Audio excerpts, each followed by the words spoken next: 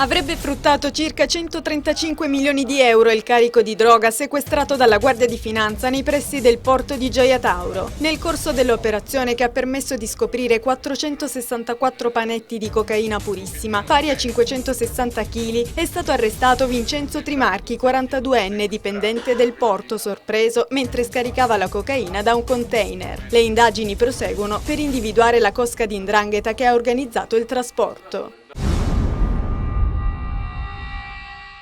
Manifestazioni di protesta nella giornata dello sciopero nazionale della scuola in tutta la Calabria. Oltre 1000 persone hanno partecipato a Catanzaro, 2 distinti raduni promossi dagli studenti. Corteo di studenti, circa 200 di diversi istituti a Cosenza, da Piazza Bilotti a Piazza dei Bruzzi, di fronte al Palazzo del Comune. Studenti in piazza e per le vie della città anche a Crotone. Diversi gli striscioni e gli slogan contro la manovra economica attuata dal governo ed in particolare contro i tagli alla scuola.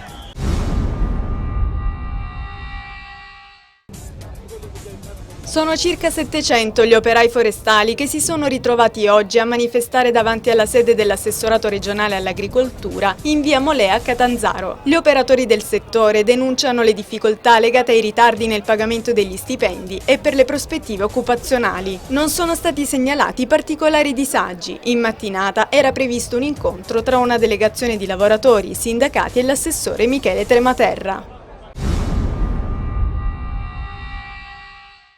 Dopo le tappe di Vibo Valencia, Catanzaro e Crotone, l'assessore al bilancio e programmazione comunitaria Giacomo Mancini ha fatto il punto della situazione sulla grande occasione rappresentata dai progetti integrati per lo sviluppo locale a Cosenza. Per la provincia di Cosenza sono stati stanziati ben 144 milioni al fine di realizzare grandi opere strategiche per la crescita dei territori, mettendo da parte la logica dei contributi a pioggia che non ha mai portato sviluppo.